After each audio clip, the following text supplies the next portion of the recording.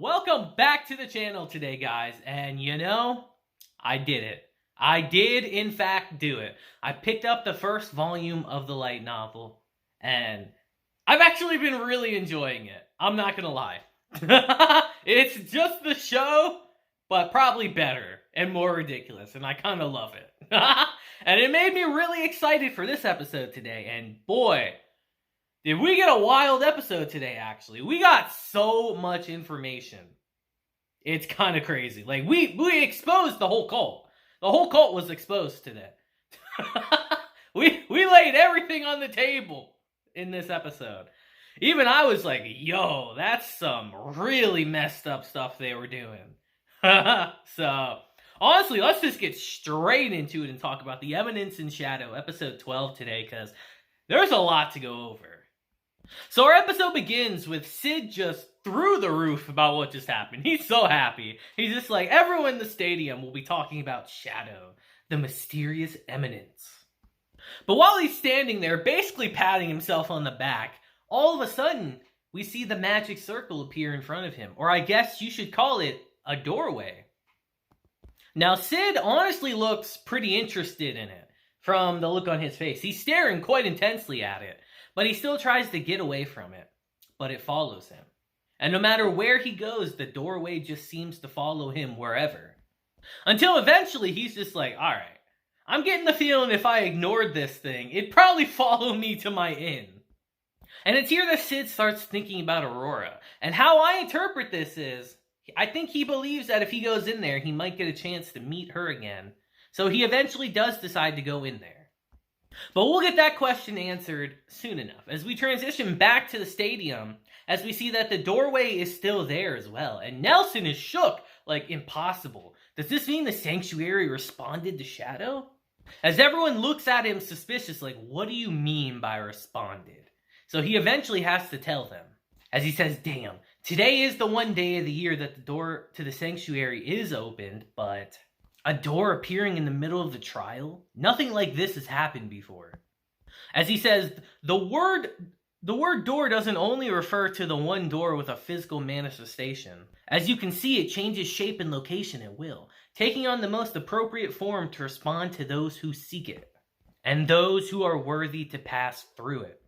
And it's here that the door starts opening, and he starts freaking out, evacuating everyone out of the stadium immediately. But it's here that Alexia and Oriana are suddenly on edge, because Alpha and Shadow Garden have arrived on the scene. As she says, my apologies, but I asked that you two behave yourselves until the doors are closed. The doors.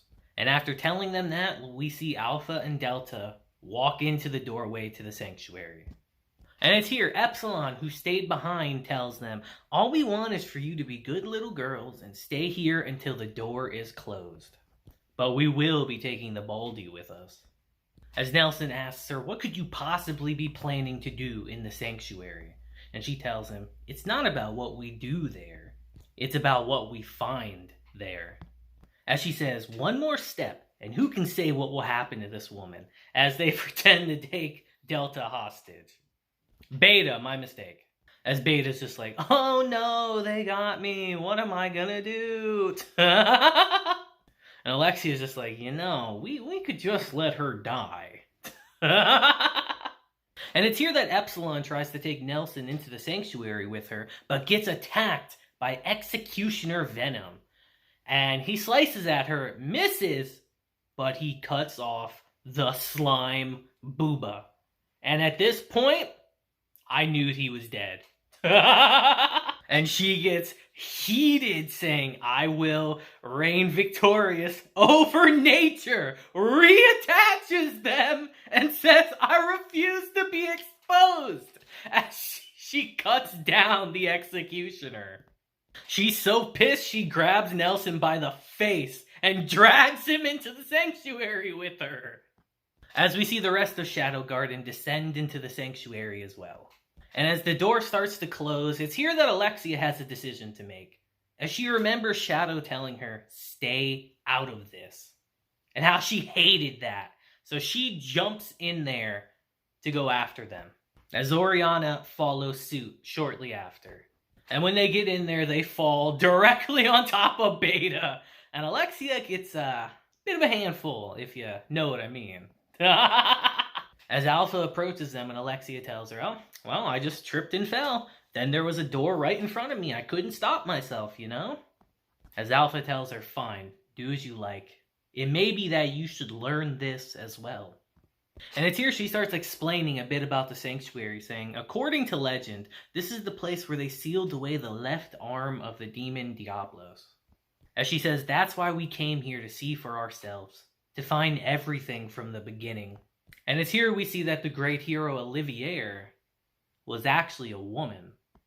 As Alpha says, we know the true history, the cult's real objective, and we know why this hero has the exact same face as mine. We know the truth of the possessed as well. We also suspect that the cult's goal is not merely to bring the demon back to life. So why don't we all go see for ourselves? As she starts to unlock the sanctuary's doors, as she says, there was once a great battle here. Many lives were lost. And as the door opens and water comes rushing out, she says, the magical powers of the demon and the warriors whirled together, and that vortex locked away the memories that had nowhere else to go. This place is a graveyard, the final resting place of ancient memories and demonic grudges. Now, let us begin our journey into the world of fairy tales. But we'll have to wait on those fairy tales for a bit as we transition back to Sid, as he actually meets up with Aurora.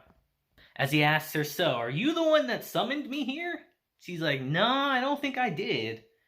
But that fight we had was fun. As she says, my memories are incomplete, but I'm pretty sure you were the strongest. As Sid asks her, so, by the way, you know any way to get out of here? She's like, no, not really. I don't have any memories of ever getting out of here. And he's like, oh, well, that doesn't help at all. Guess I'll start by trying to go back the way I came. And as he tries to leave, she actually stops him and says, wait a minute. There's a beautiful woman right in front of you. What is she wearing right now? He's just like, a straight jacket? And she's just like, maybe you could start by helping her out of it and not walking away? And Sid's just like, that's not a part of training? You know, I used to do something like that back in the day. And you know, any normal person would come in here and be like, maybe she's locked up and in this straitjacket for a reason. Maybe I shouldn't take her out of it. But no, not our boy Sid. This man, without hesitation, cuts her right out of it. And now that Aurora's free, she says, now, you and I both want essentially the same thing. You want to get out? I want to be free. Am I wrong? So let's work together. And Sid agrees, but he says, but you've never gotten out of here before, have you? She says, no, but I do know how to free myself. This sanctuary is a memory prison created from ancient battles. If we go to its center and destroy its magical core, then I will be set free. As she tacks on, oh, just me though, by the way, only I'll be able to get out. But you know, once the core is destroyed, everything will disappear, and you should be able to get out then. As she adds, also, I think you've noticed this, but we can't use magic here. You can try to work your powers, but they'll just end up being absorbed. As Sid's just like, that's not really a problem. I'm very good at breaking stuff. As she tells him, by the way, I'm just a weak, delicate damsel in distress. I've always wanted to see what it was like to have a gallant knight protect me. As Sid tells her that, you know, you don't seem all that distressed to me, damsel. And once they leave, we see that the memory they were just in shatters back to reality. And it's here we transition back to Alpha and everyone, and we get the real crux of our episode here, the real important information, as they're viewing the memories of the hero Olivier. As she says, long ago, the cult gathered orphan children in this place and used them as guinea pigs in their experiments. Most of the children's bodies rejected the treatments, and they died. Only a small handful of girls survived. They're the possessed. And it's here we transition back to Sid and Aurora as they are inside of a memory of their own. As Sid asks her, is this yours? And she says, I do recognize this place. as they actually stumble upon a girl crying alone, and it's clearly Aurora. As she says, if we want to move forward, then all we have to do is end this memory. As she looks at herself and says, crying won't change anything, and actually slaps her. As Sid tells her, that was kind of harsh. She says, it's fine. She's me anyway. As that memory also shatters back to reality. And this scene, I can tell immediately, is far more significant than it's framed in this episode. I can tell. She's essentially telling herself that, crying's not going to change the horrible things that have happened to you, the horrible situations that have happened to you. She's telling herself that. And that she needs to grow strong herself to confront it. It's a fairly emotional scene, actually, that I honestly can't wait to read in the light novel, because I know it's going to be really good. And it's here we transition back to Alpha, and it's here we really learn the atrocities that the cult has committed. As she says, Olivier was one of the few children who were compatible with Diablos' cells. The cult was performing experiments to implant demon cells into children. As Nelson makes the excuse that we didn't have a choice, we were going to fight the demon, we needed power. As Alpha says, whatever their real intentions were, the fact remains that Olivier did sever the demon's left arm. But she adds, even the things we're seeing right now, we don't know if they are completely true or not. Memories fade with time and are replaced with new ones. But in any case, once Olivier had matured and gained the power of Diablos, she was given a mission. In reality, the mission that was assigned to her was to extract new cells from Diablos, not to destroy him. She remained obedient, even after she had obtained her powers. She believed that if she completed her task, it would lead to a world where people could live in peace. But the cult had a different goal in mind. As we transition to a battlefield and we learn the cold reality of the situation. As Alpha says, no matter how many parts she cut off, the demon still lived. The cult used powerful ancient artifacts to immobilize the left arm. They cut into its flesh, drew its blood, and researched it. All to gain the marvelous life force contained within Diablos' cells. What was created in the process were these, as we see the pills. But the side effects were too strong. This is not what the cult truly sought. As we transition to the arm chained up and being researched on, as Nelson says, how dare you?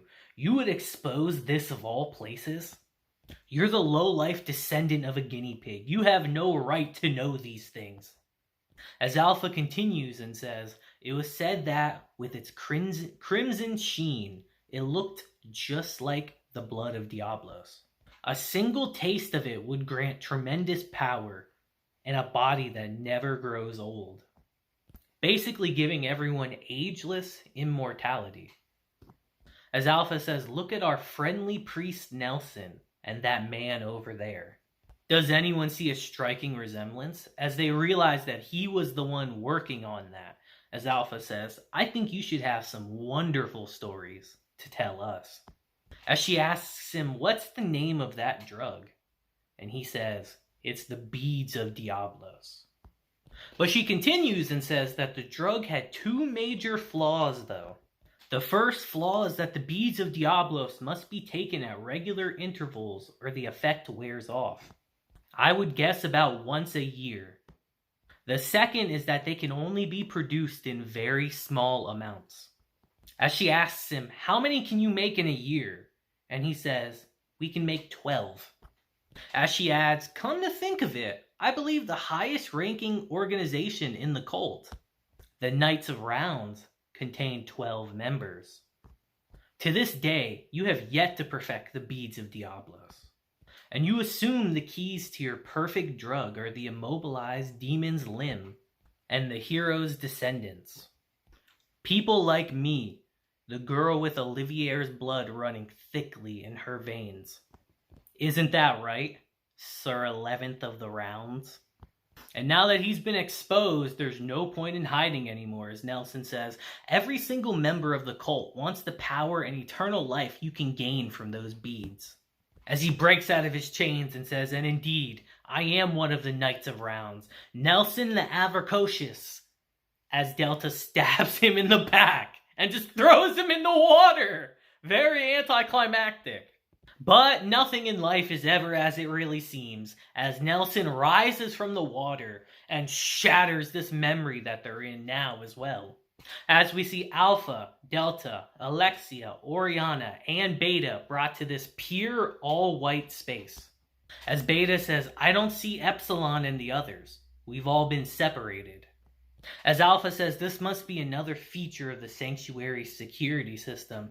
As we just see Nelson looking kind of goofy in the Knight's wear, I'm going to be honest. But he says, the Sanctuary is our territory. You will rue the day you turned against the cult, as he splits himself into multiple people and says, now, feel our wrath. And our episode ends. And this was a lot of information in one episode, guys. This was a lot. We exposed the cult in this episode, basically. We exposed all the heinous things they've done over the years. We figured out what happened to the possessed and all that. We learned a lot of information. And we even got to learn about the Diablos beads and that Nelson was a Knight of the Round. We learned a lot in this episode. And I know I'm already going to get comments saying, well, actually, this and this happened. And I get it. I get it, guys. I comprehend it. I do understand. And I'm very curious to know what's going to happen next week. I imagine Sid's just going to come in and just wipe the floor with Nelson, obviously. But I'm curious lore-wise what's going to happen after this, though. Like, story-wise in our show. You know, what's going to happen to Aurora and all that. I have a feeling freeing her is not going to be that good of a thing. But we'll have to wait and see. And I'm very excited to read this in the light novel when I get to it. So you guys let me know what you thought of this episode down below. And until next time, guys, honestly, I hope you guys have a great day, week, month, and year. And I'll see you guys then. Deuces.